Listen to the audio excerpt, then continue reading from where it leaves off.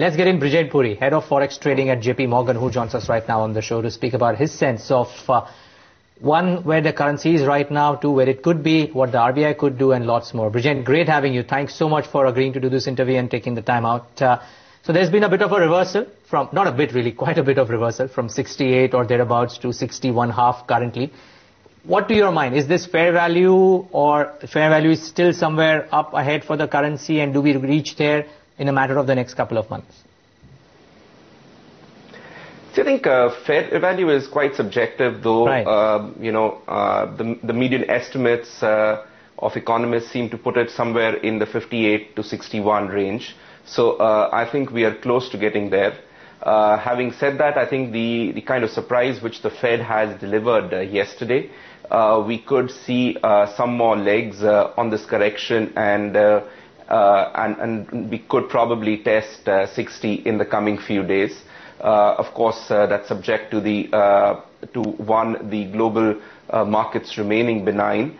And two, I think the more important thing, both in the short term as well as in the medium term, is we need to continue with our reform momentum. The kind of announcements which we've seen, we need to see action on the ground. I think the market's still waiting for the diesel price hike. That would be a signal that the government is looking to continue to pursue with reforms.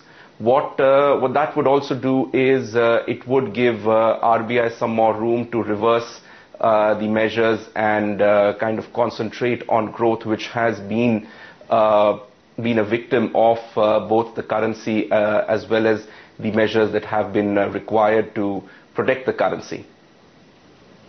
But, while you're putting the range at about 59, 61, do you think that this reversal in the currency could be fundamental in nature or largely driven by flows? And at what point do you think there could be a structural change in the trend of the currency?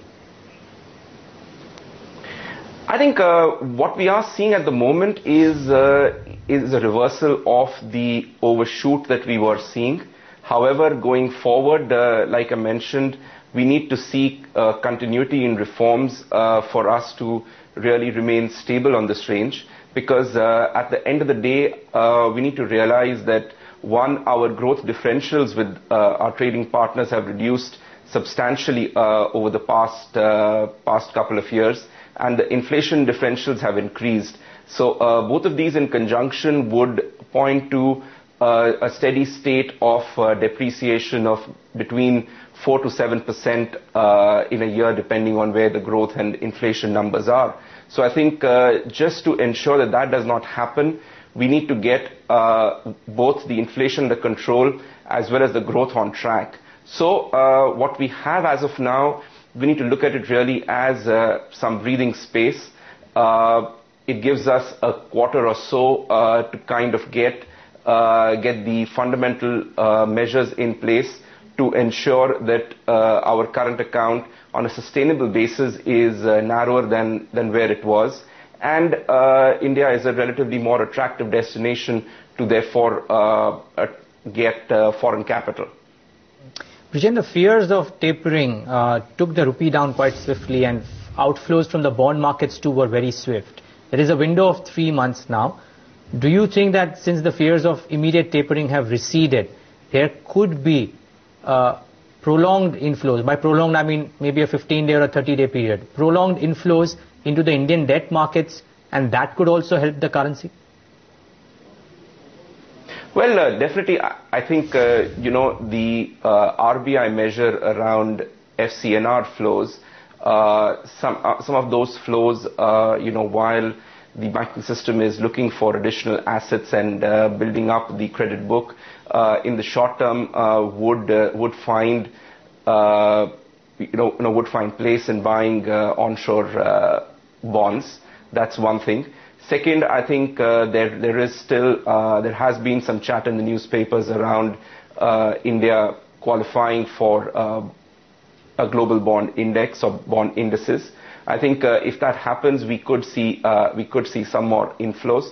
So yes, going forward, if the situation remains under control, we could see some material inflows coming in. Okay, the other bit is the obvious question. What do you expect the Reserve Bank to do tomorrow? An expectation is that The RBI may surprise by reversing the 99% daily CRR balance. They may reduce the MSF rate by 100 to 150, depending on what everybody's individual assessment is. What do you think, aside of the key rates, could the RBI do tomorrow? I think really it would be two parts. One, the RBI would want to signal that it is looking at reversing some of the measures which it announced in July. So we could see reversal of CRR as well as probably a reduction in the MSF rate by 50 to 100 basis points. I think more important would also be the messaging alongside, where I think the RBI would definitely want to voice its concern around the persistent high inflation.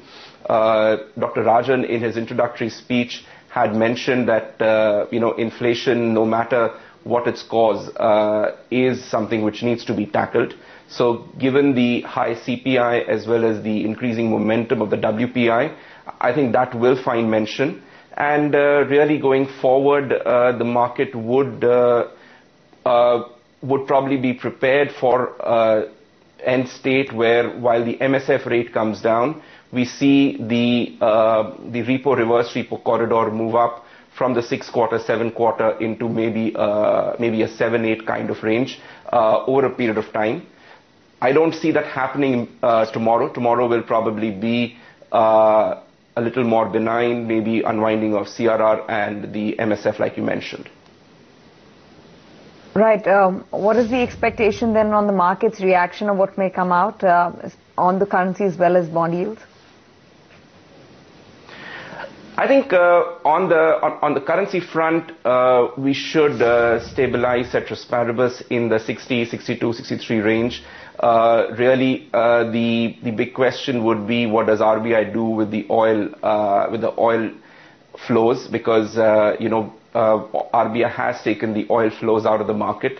But if we do see some modicum of inflows coming in, both on account of the FCNR as well as the banks borrowing under the Tier 1 route, then RBI would probably want to ensure that rupee does not overshoot on the other side, and would want to use the opportunity to one, fulfill the oilers' demand from the market, and two, flows allowing maybe look to buttress its own reserves. On bond yields, I think the market is kind of pricing in some amount of a reversal of the RBI stance. So if we do see a move down in the MSF rate from, let's say, 10-quarter to a 9.75, 9.5, I think the market's pretty much prepared for that. And going forward, then the market would be trying to decipher RBI's language to figure out what will be the trajectory going forward. So, the 10-year bond yield, I would think, in spite of whatever RBI does, should kind of find good support in the 8-quarter range. So, maybe around that range is where we will see the 10-year bond yield stabilize if the RBI delivers. In case the RBI is a little more hawkish than what we expect and does not cut MSF, then of course we could see some retracement in the yields. Great, Brijen. Great having you. Thanks so much for taking the time out, and look forward to having you more often on this forum. Thanks for being with us on ET Now today.